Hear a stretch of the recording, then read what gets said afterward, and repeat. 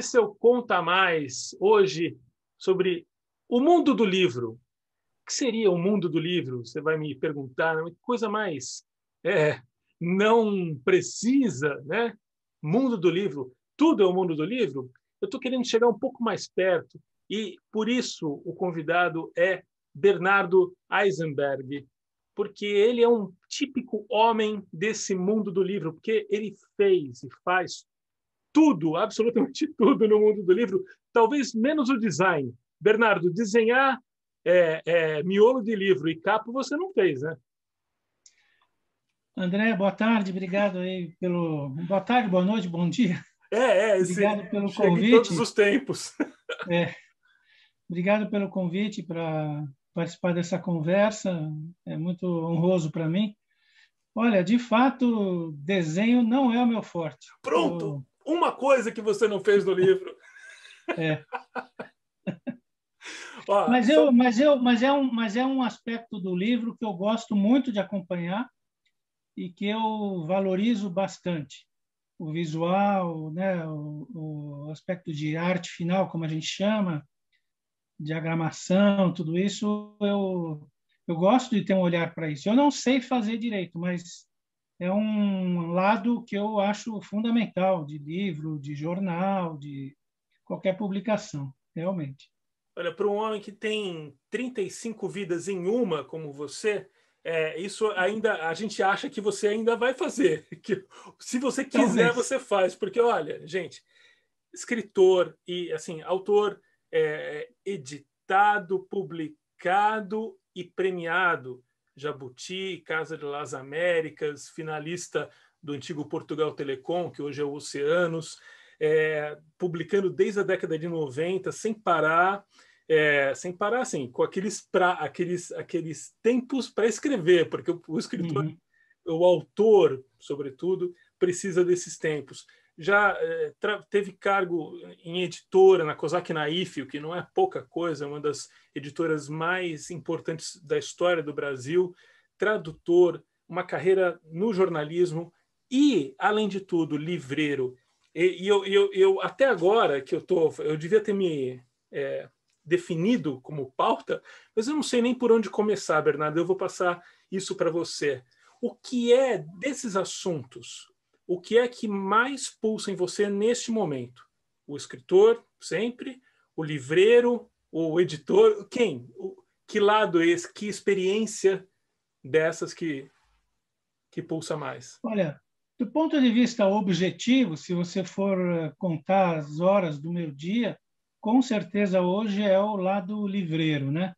Porque eu abri um sebo segundo semestre do ano passado, 2020, e realmente dá um trabalho enorme para construir o acervo, para, enfim, manter vivo e organizado, minimamente organizado, etc., e divulgar esse sebo também. E, além de tudo, me dá um prazer muito grande fazer isso. Então, eu me ocupo, realmente, a maior parte das horas de trabalho, eu estou, nesses últimos meses, ocupando com o sebo. Paralelamente, como eu fiz durante toda a minha vida, eu mantenho a atividade como tradutor. Hoje em dia, por exemplo, eu estou traduzindo um livro num ritmo mais lento do que eu gostaria, ou até deveria, mas estou fazendo isso. E estou sempre com um livro de ficção na minha cabeça. Isso é uma coisa que eu, vamos dizer assim, cresci desde os 12, 13 anos. A minha cabeça funciona como se eu tivesse o tempo todo acumulando elementos para alguma coisa que eu vou escrever como autor, né? Então, eu considero que, mesmo que eu não esteja nesse momento sentando todos os dias para escrever, eu sei que eu estou, como se diz isso, introjetando um monte de elementos da minha vida, do que eu vejo, etc., para algum livro, algum conto que vai acontecer. Eu não tenho a menor dúvida disso. O que me deixa, inclusive, tranquilo nesses aspectos, porque, às vezes, eu falo, puxa, o último livro que eu lancei foi em 2017, né? Que se chama Gostar de Ostras. Lá se vão aí 3 anos e meio do lançamento desse livro, foi final de 2017. É um prazo normal para publicar livros. Eu também não publico, né, um livro por ano, nada disso. Não tenho esse ritmo. Mas eu poderia ficar, digamos, preocupado. Poxa, será que já não estava na hora de um outro livro? Mas não, isso nunca me aconteceu, porque eu sei que o livro ele está sempre brotando, ou melhor, ele está germinando dentro, sabe, da minha cabeça e tal. E quando chegar a hora de sentar, eu sei que vai acontecer. Mas, enfim, como você perguntou, nesse momento a livraria, o sebo, é o que está mais me tomando trabalho mesmo. E está sendo muito prazeroso, devo dizer, apesar das dificuldades do momento que a gente está vivendo, né? Pois é, eu vou começar pelo sebo, porque, aliás, foi o meu encontro com você foi no sebo Exato. Tucambira, que é uma casa super charmosa, e você tem na sua história o Avalovara, que era de outro escritor, né? O Evandro Isso, Ferreira. exatamente. E Eu, daí, eu, assim, foi o uma experiência Evandro que ficou lá, né? Atrás, porque se abriu o outro, é porque é um troço que te pegou mesmo, né? pegou sim. Quando o Evandro, que é um grande amigo meu, o Evandrinho, Evandro Afonso Ferreira, que é um belo escritor, ele tinha esse selo, aliás, ele teve outros ao longo da história da vida dele, e em 2008 ele queria se desfazer do sebo e eu acabei comprando dele o sebo Avalovara, que já tinha esse nome que ele tinha dado. E fiquei por 3 anos lá com esse sebo até ser convidado para trabalhar na COSAC e na IFE. Aí houve uma circunstância uma circunstância não, eu interpretei que poderia haver um conflito de interesses entre você ter um sebo, ser dono de um sebo e trabalhar numa editora.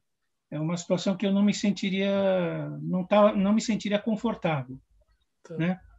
E então eu me desfiz do sebo que existe até hoje,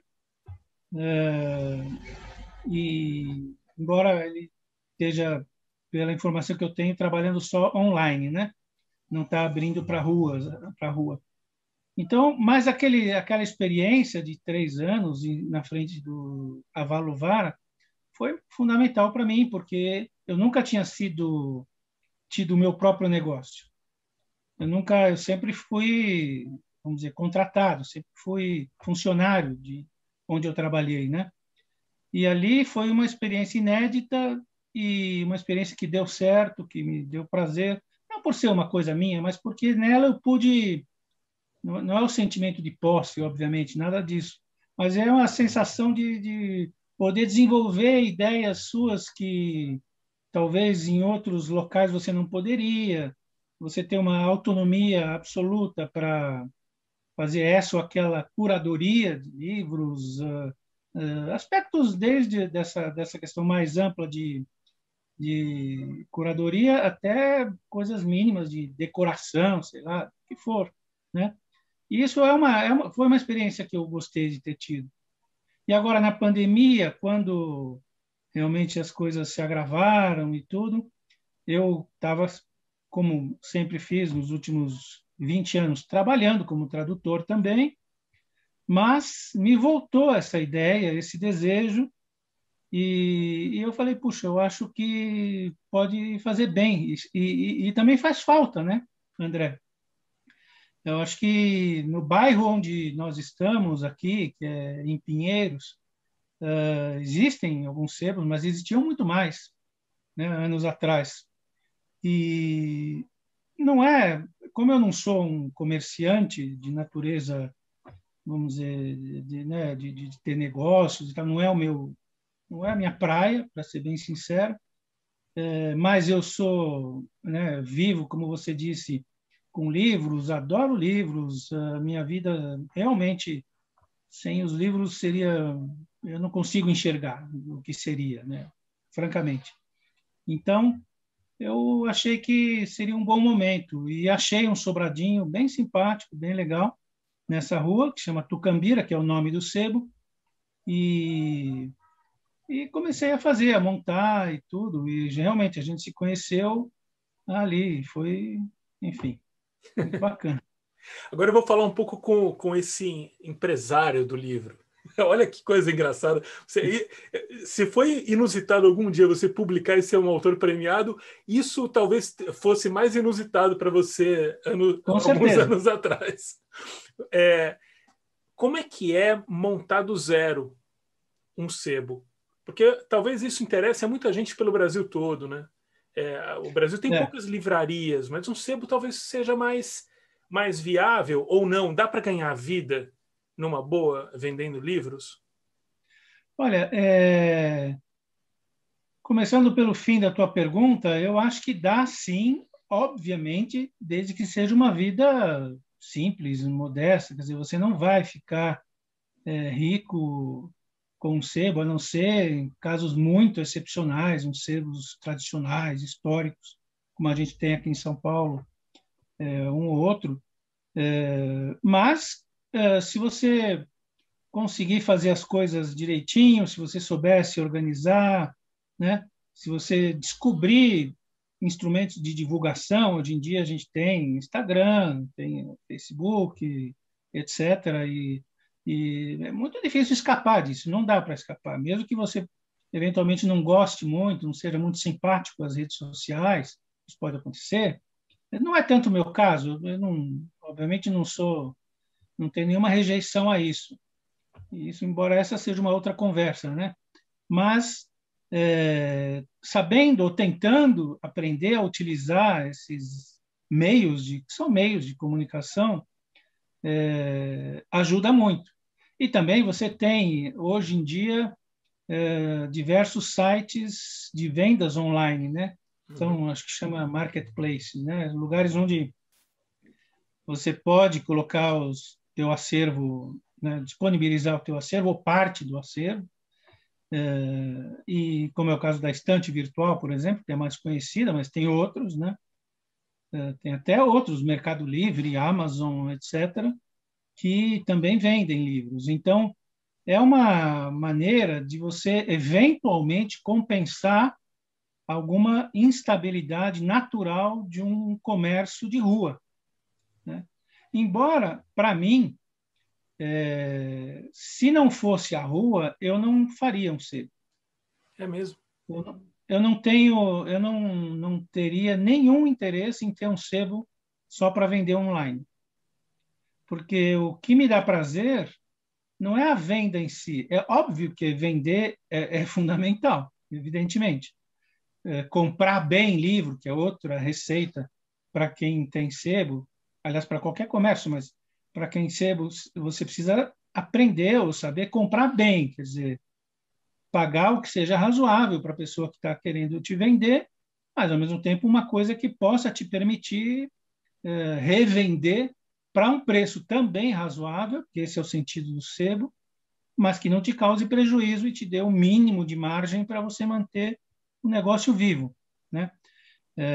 Mas se fosse só a venda online, eu provavelmente não me interessaria, porque me interessa esse lado, vamos dizer, do ambiente, sabe? O ambiente do livro, com uma música, tocando uma boa música, aquela cadeira que você senta mais ou menos confortavelmente, aquela iluminação, tudo isso para mim é fundamental. E isso não faria sentido numa venda só online, porque isso tem a ver com os clientes, com os compradores que vão entrar no teu sebo, né? Então, isso é uma coisa que, para mim, é muito clara. Se a rua parasse ou sumisse de repente, eu provavelmente fecharia o sebo, não teria muito interesse. A não ser que alguém quisesse tocar e eu ficaria ali meio como um conselheiro, como sócio, sei lá. Mas não seria, não haveria empolgação, sabe? A empolgação que eu tenho com o sebo hoje, que é muito grande, tem a ver com ser um sebo de rua. Mas, voltando ao que você falou, o que você perguntou, a formação do sebo. De fato, eu comecei do zero. Eu tenho uma biblioteca pessoal. Por exemplo, eu estou aqui agora, esses livros que estão aqui atrás são da minha biblioteca pessoal, eu não estou no sebo. Mas esses Né? você nem empresta, né? Não empresto, porque já tive, como todo mundo que empresta, já tive experiências negativas, que não voltaram. Mas eu também tomei essa decisão. Não, eu não vou colocar os livros que eu tenho para dar início ao sebo. Tá. Então eu fui atrás de amigos que eu tenho, por, né, ter trabalhado desde os 17 anos de idade com jornalismo ou com literatura de alguma maneira, com esse campo editorial, vamos chamar assim. Eu também conheço muitos amigos que têm bibliotecas, que precisam se desfazer regularmente de livros, né, por questão de espaço, porque vai mudar, etc. E eu contatei muita gente. Quando eu tomei a decisão, eu disparei, vamos dizer, mensagens para muitas pessoas. Falei, olha, estou abrindo um sebo, será que você tem livros disponíveis, etc, etc. E fui atrás. E consegui realmente, num espaço de, eu acho que durou uns 3 meses, lotar as 3 salas, que não são enormes, mas são 3 salas que tem no sebo. Nossa. Claro que quando você começa, você abre as portas do sebo, mesmo com não totalmente lotado de livros, as pessoas da rua têm curiosidade e veem aquilo e perguntam: você está comprando livros? Você, né, troca? Você aceita doações? Né? Então, isso também, evidentemente, isso ajudou a formar esse acervo inicial, que eu chamo, né? Então, eu diria que é possível, sim, você formar um sebo com 3 elementos. As pessoas que você conhece do teu círculo, se você é desse círculo literário, editorial, isso obviamente facilita, ou jornalístico.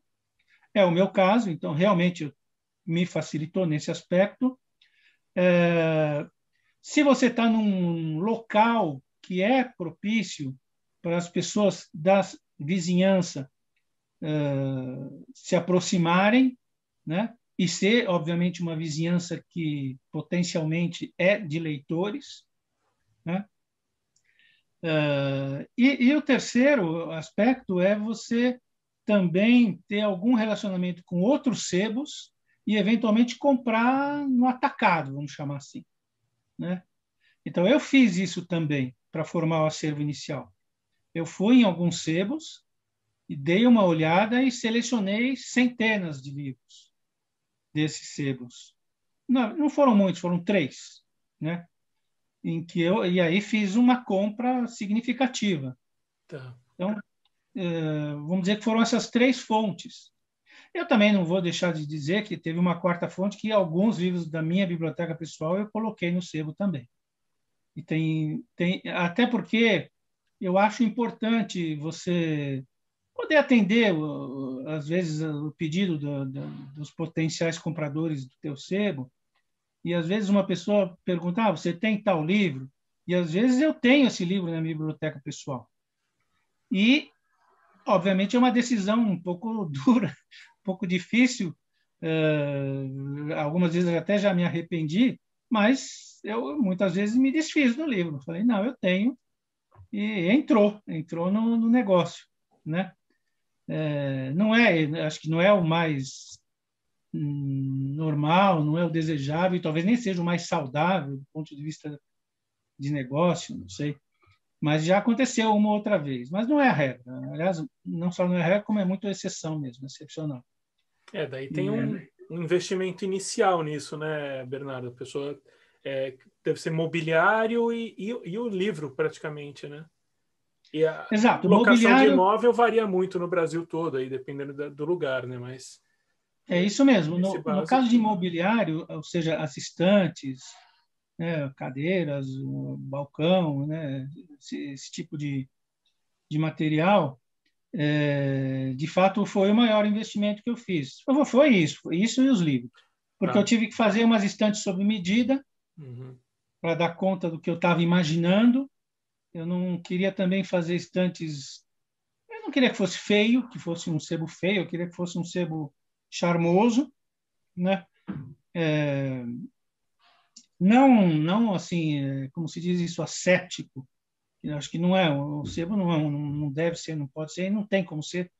Se ele for vivo, ele não é um ambiente, vamos dizer assim, de uma livraria nova, de livros novos, que pode ser né, por razões óbvias, tem um aspecto menos, às vezes menos bagunçado, ou mais, não tem aquele aspecto de livro usado, evidentemente. E o sebo não, o sebo tem isso, mesmo que tenha alguns livros que são novos, boa parte são novos mesmo, mas de segunda mão. Então, a questão do mobiliário foi importante para mim. Eu quis fazer uma coisa bacana, sob medida, para ocupar as paredes que existem de fato no imóvel, né? Mas eu também devo dizer, e acho que isso, para quem está a fim de abrir um sebo, eu peguei muitas coisas de familiares, sabe? Uma mesinha aqui, uma cadeira ali, eu fui juntando coisas. Quando eu anunciei que eu ia abrir um sebo, muitas pessoas, ou algumas pessoas, falaram: estou com uma mesinha aqui que eu não tenho utilidade, será que te interessa? Sabe? Uma estante aqui, menorzinha, coisas assim, um banquinho, né? E nesse aspecto também eu fui pegando, fui fazendo uma coleta e consegui dar, vamos dizer, a minha cara para esse sebo a partir desse tipo de elemento. O que eu não consegui, eu comprei e tal. Enfim, é uma coisa que é como você realmente, você falou isso, é montar do zero, mas fazer com que tenha a tua cara, ou a cara que você quer ter, né? Cara, que como a gente escolhe se expor, né? E ficou muito legal. Assim, o sebo é um convite a todo mundo que vier a São Paulo, passar por Pinheiros, Rua Tucambira, uma rua tranquila, e tá ali o sebo. Bernardo, eu estava pensando uma coisa, não sei o quanto estou viajando nisso, mas justamente tem a ver com isso. As personas que a gente assume de acordo com o que faz no momento, enfim. Até no mesmo dia pode ser gente diferente, né? A gente é diferente. Uhum. A figura do escritor, né? Tem a figura solitária, né, escrevendo e tal, mas livro posto à rua vira, entre aspas, uma celebridade, uma pessoa conhecida, posta a público, de alguma forma. Então, Uhum. quando é convidado lá no Sesc, na Flip, sei lá, entra num palco, né, é recebido, tal, aplausos, tem, né, todo mundo olhando para você, é uma figura, né? O livreiro tá ali na rua e é você que vai atrás do leitor de alguma forma, é outra postura. Aí vai para um jornalista que teve cargos importantes, né, em Uhum. grandes veículos brasileiros, que é um cara, eu sou jornalista, eu sei, a gente vê até com medo. Foi, ó, o homem. e, da, e assim como o seu cargo também na Kozak Naif, era um cargo importante de direção numa editora muito importante. Como é que você se sente o mesmo em todos esses papéis ou não? É realmente diferente? Olha, eu vou ser muito sincero, eu me sinto o mesmo, francamente falando. Porque eu também, eu aprendi ao longo desses anos de exercer essas diferentes funções, eu aprendi que nenhuma função, no fim das contas, é mais do que a outra. Eu não falo isso da boca para fora, eu falo porque eu acho isso mesmo. Eu tive, digamos, a sorte de ter tido alguns prêmios, tive a sorte de estar publicado por editoras grandes, de trabalhar em jornal que é grande, revista, instituições, sei lá, eu trabalhei no Instituto Moreira Salles também, é uma instituição grande e bacana, muito importante. Enfim, os que você mencionou. Eu nunca eu nunca fui atrás disso. A única coisa que eu fui atrás realmente foi de escrever meus livros. O que eu quero dizer com isso? Não é que caiu do céu, nada disso, é óbvio que não. Mas a minha carreira no jornalismo foi me levando para cargos importantes, enfim, o meu desempenho positivo, etc., acabou me levando. Mas eu nunca tive o anseio de ser chefe disso, chefe daquilo. Eu nunca tive isso. E assim vale para as outras atividades, né? Eu também nunca tive anseio de. Eu sempre, para mim mesmo, eu falo assim: olha, eu não acho que eu deveria estar necessariamente na seleção brasileira, em qualquer que seja a área em que eu atue. Não preciso estar na seleção brasileira, mas também eu gostaria de estar num time legal. E gostaria de ser um bom jogador de um time legal. Isso, para mim, é ok. Eu não queria ser um cara que joga mal. Não, isso também não. Mas eu não, né, sabe, entende o que eu quero dizer? Eu não preciso, eu não quero ser o Neymar, sei lá. Vamos pegar um exemplo meio besta, mas enfim. Não é isso, não se trata disso. Mas eu quero fazer bem. Quero fazer bem, quero fazer o máximo que eu posso fazer, né? E se isso me levar vamos dizer, a ascender numa carreira, se isso me levar a ser premiado aqui ou ali, se isso me render de vários diferentes propostas de emprego ou de trabalhos, etc. Pô, óbvio que é legal, óbvio, né?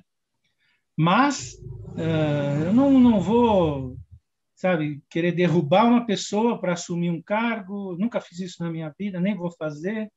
Não é uma postura que eu acho bacana e não é da minha natureza. Então, tudo isso foi meio que acontecendo. E talvez o essencial dessa história toda foi, e é ainda, a ideia de fazer bem as coisas, sabe? De fazer. Então, o sebo que a gente estava falando. Não, eu não quero ser o maior sebo de São Paulo, o melhor sebo de São Paulo, sabe? Não quero, mas eu quero fazer uma coisa muito legal. Que eu sinta que eu estou dando a minha energia, que eu estou, sabe, usando toda a minha aquilo que eu tenho para fazer aquilo que eu estou fazendo. Vale como tradutor, vale como escritor, vale como livreiro e etc. E acho que isso, para mim, me dá uma tranquilidade, me tira, vamos dizer assim, uma potencial ansiedade de querer sempre mais, sempre mais, sempre mais, que é o grande problema de tantas pessoas, né? Então, essa é a ideia que eu uso para mim mesmo, né? Que eu uso. Olha, eu quero estar num time legal, quero ser um bom jogador desse time, e para mim é isso aí, entendeu? E isso não é fácil, isso não é fácil, porque não é fácil você estar jogando num time, vamos chamar assim, da primeira divisão.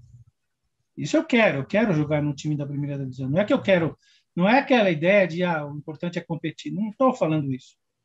Estou falando assim, não, eu quero estar num time da primeira divisão.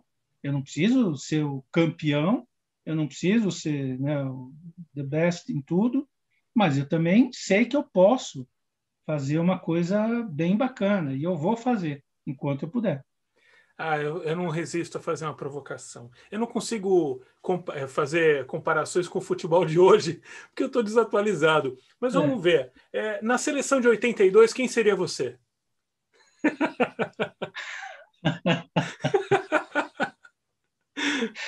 Quem eu gostaria de ser ou quem eu seria? Eu gostaria de ser o Zico, sei lá. Quem você seria? As duas coisas. Quem você gostaria de ser e quem você. Não, eu gostaria de ser o Sócrates. Mas talvez eu fosse ali. Quem que era o meio de campo com Sócrates? Tinha o Falcão. Olha, não, é complicado você falar, né? Mas eu talvez, se eu tivesse naquela seleção, Cerezo. eu talvez fosse um Falcão, vai. Não seria lá da frente, mas acho que eu jogaria bem se eu tivesse naquela seleção. Mas se eu tivesse naquela época em algum time como o Corinthians, o Palmeiras, o São Paulo e não tivesse na seleção, eu estaria bem também, com certeza. Você está melhor. Eu seria, por exemplo, o Serginho Chulapa, talvez, todo mundo contestando a minha presença na seleção. Bernardo, você ainda caminha pela rua lendo? Não, eu parei. Como você sabe que eu fazia isso? Eu li numa entrevista. Nossa, era uma loucura. Eu fiz isso anos, anos, anos. E ainda mais numa época também quando eu era ombudsman da Folha de São Paulo, tinha que ler muito, muito, muito jornais e tudo para estar atualizado a cada dia, né? Muito para poder fazer críticas, vamos dizer assim, não levianas, né? Que é o que eu sempre procurava fazer. Você precisa realmente estar bem embasado, estar sabendo o que está acontecendo. Então, eu precisava ler o dia inteiro. E eu peguei esse hábito, quer dizer, não foi ali que eu peguei, mas ali eu intensifiquei esse hábito. Mas eu sempre tive, sim, mesmo livros, não só imprensa, mas livros, eu sempre andei, não sei por quê, eu acho que isso tem a ver, agora que você está perguntando isso, eu acho que tem a ver com a minha relação com a literatura, com a escrita, que sempre foi uma relação, talvez, de me refugiar nela, sabe? Então, é como se eu quisesse fugir um pouco, em alguns momentos, de uma certa da realidade, e então eu tinha ali aquela companhia, aquele pretexto, aquela que são os livros, para me refugiar e entrar numa outra realidade. Claro, você nunca sai da realidade. Você entra numa realidade que você quer entrar. É E eu engraçado queria você entrar falar nessa, isso. É né? engraçado, porque são diversos depoimentos na literatura de autoras e autores que não se sentiam tão bem na escola, preferiam ir para a biblioteca, tinham alguma coisa, ou viveram épocas em que ler era das únicas coisas que se podia fazer, enfim.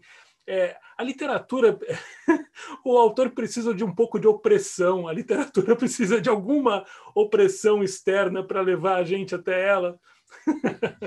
É, o meu caso é bem, não é tanto, vamos dizer, de uma opressão e tal, mas o fato é que o meu temperamento é de uma pessoa muito recolhida e não necessariamente tímida. Eu não sou uma Uhum. pessoa tímida, mas eu sempre fui, desde a pré-adolescência, recolhido. Recolhido quer dizer, eu ficava bem comigo mesmo, sozinho, fazendo minhas coisas. Eu sempre fiz coisas sociais, vamos chamar assim. Eu sempre fiz esporte, nunca fui não é que eu fosse um solitário, não é isso. Mas desde bem cedo eu encontrei na escrita e na leitura aquela tal companhia que me fazia me sentir bem comigo mesmo, sozinho, no meu quarto, sabe? Eu escrevia pequenas coisas, gostava de ler, e isso sempre foi uma coisa que me deu prazer, me deu conhecimento. Eu me formei muito com isso também, né? Muitas interrogações que eu enfrentei ao longo da vida vieram de livros também.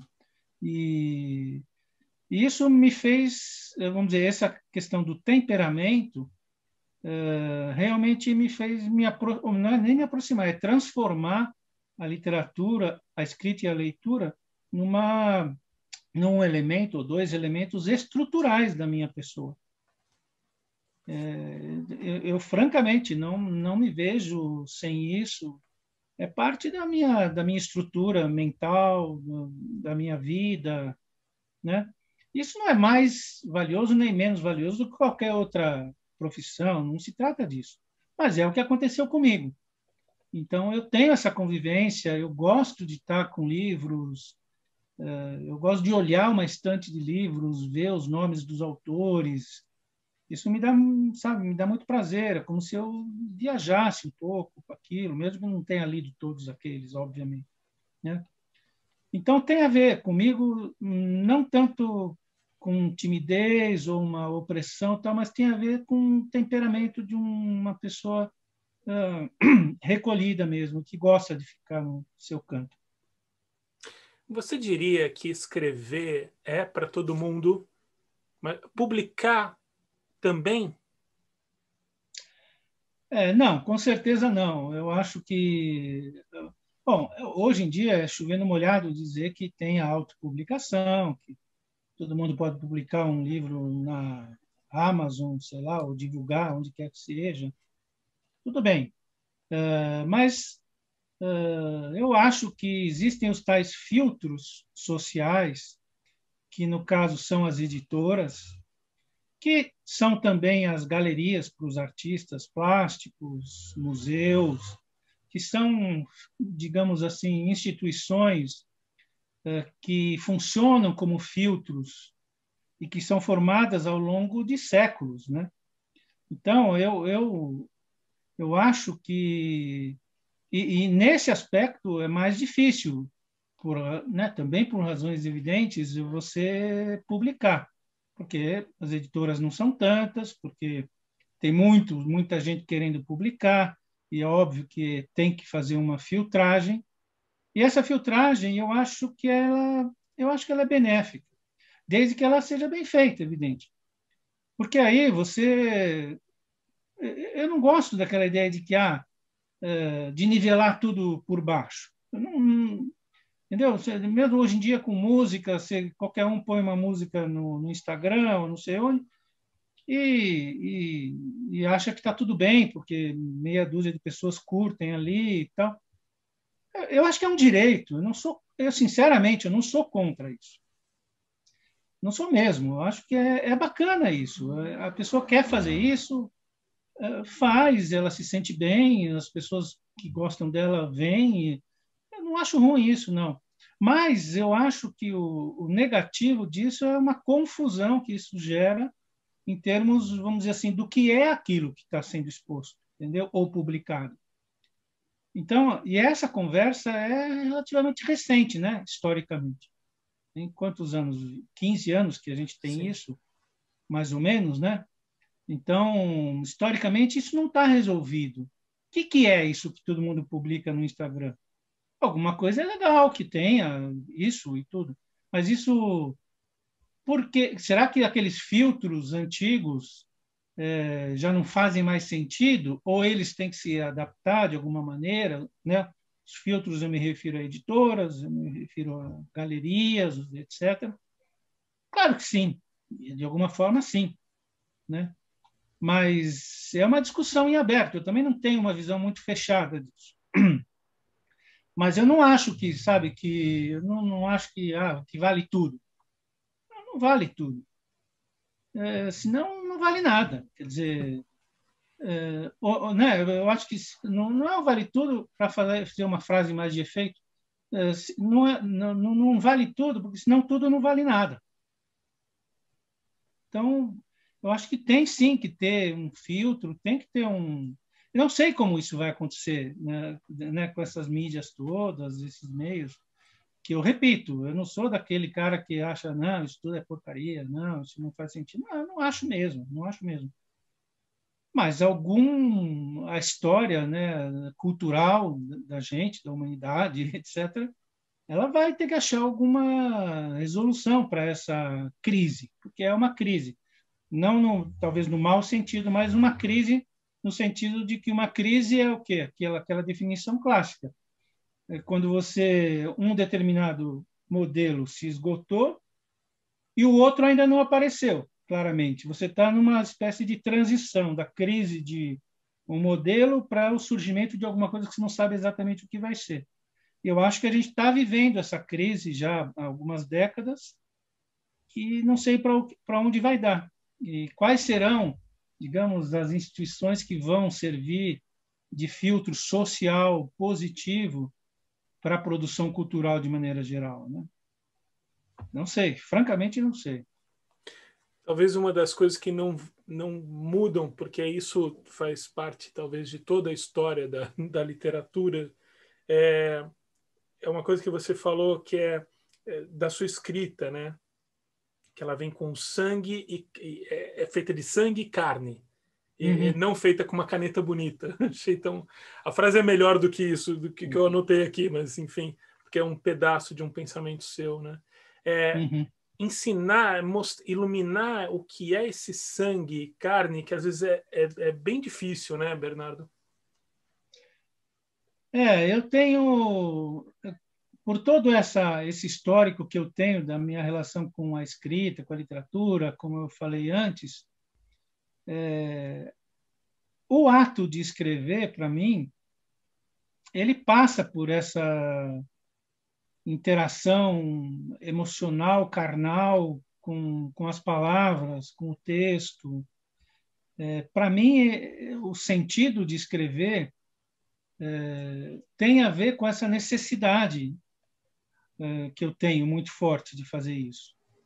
Não quer dizer que todos os dias, por exemplo, agora que eu estou me dedicando ao sebo, eu não estou sentindo necessidade de escrever ficção, sabe? Porque a minha energia está dirigida para outra atividade. Mas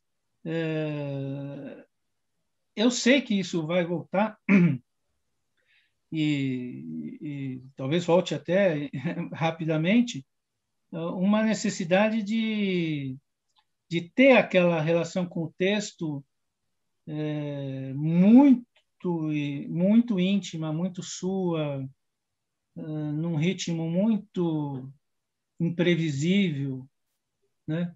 De um envolvimento, em que você lida com a tua memória, você lida com as tuas ansiedades, né? Teus medos, sabe, os teus sonhos e tudo. Que a literatura, para mim, é isso. Né? Os livros que eu publiquei, eles são cheios disso.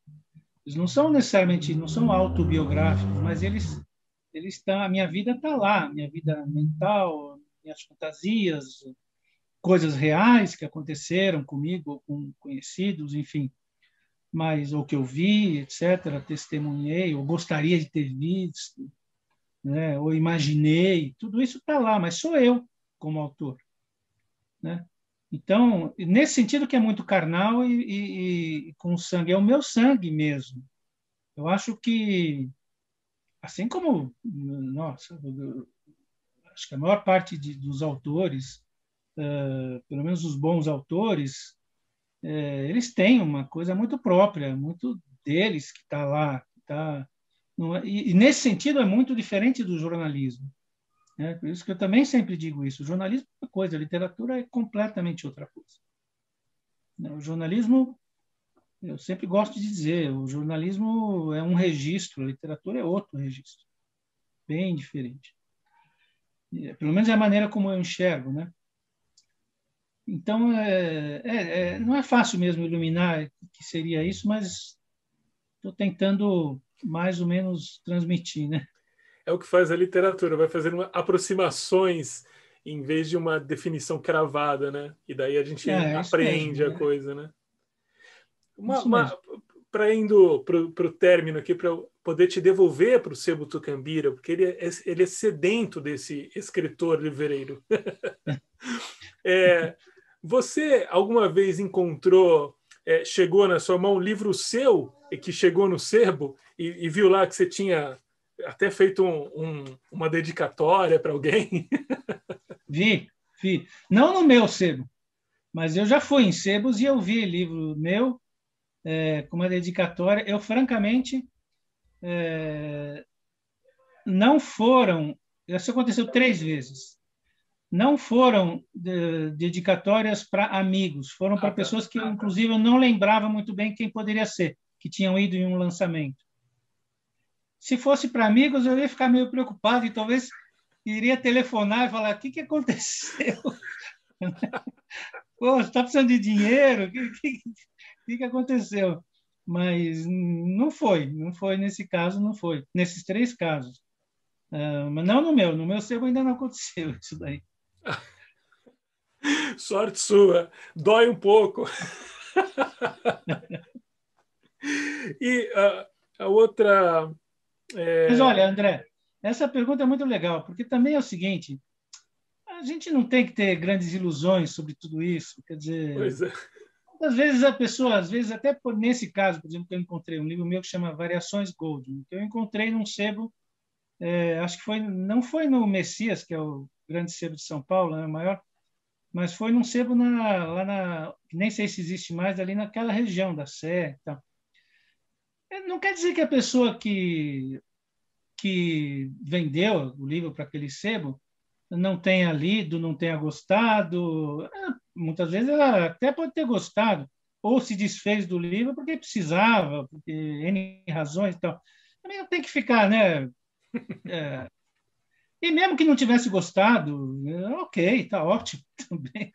É normal. É que a vaidade sempre pega um pouco, assim. Mas é É, sempre uma situação curiosa, né? é verdade, é verdade. E aqui, Pinheiros, em São Paulo, é um bairro que tem muito escritor, tem uma alta concentração de escritores por metro quadrado. Você encontra Milton Ratum de vez em quando nas suas caminhadas aqui, não? Ah, com certeza. O Milton já, não só o Milton, eu conheço o Milton há muito tempo, desde o comecinho dos anos 90, quando ele publicou um livro, eu publiquei meu primeiro livro em 89, e o meu segundo livro ele leu, a gente conversou e ele, enfim, conversamos sobre, e eu tinha acabado de ler o livro dele, o Relato de um Certo Oriente, que foi o primeiro livro dele, e, sei lá, ele como descendente de árabes, libaneses, os sírios, e eu como descendente de judeus que vieram lá da Polônia, então a gente conversou sobre a questão da imigração, literatura de imigração e tudo. Foi muito legal. E a gente estabeleceu, a partir dali, um relacionamento. E o Milton mora em Pinheiros, né? E não só a gente se cruza algumas vezes, como ele já foi no Sebo, tudo, conhece o Sebo. E, enfim, uma figura muito bacana. E eu gosto disso, quando pessoas que gostam de livro aparecem no Sebo, sabe? Eu não faço o sebo para essas pessoas, mas é também para elas. Quer dizer, e não precisa ser um escritor, óbvio que não, e nem vai ser, a maioria não vai ser, mas uma pessoa que é um leitor, que gosta de ler, seja qual profissão tenha, não importa, mas eu gosto de saber que a pessoa chega no sebo e fala: puxa, tem bastante coisa aqui, que legal, né? E passa um tempo ali, né? Porque o sebo é isso, né? O sebo ele vive de criar surpresas para quem entra nele. Você entra às vezes buscando um livro, mas aí você acha outro, e acho que essa é a grande força do sebo, é você criar um acervo ali que as pessoas se surpreendam, falam: nossa, não imaginava nem que esse livro ainda existisse, está aqui e tal. E é muito legal isso de você garimpar e ir atrás de um acervo também por causa disso.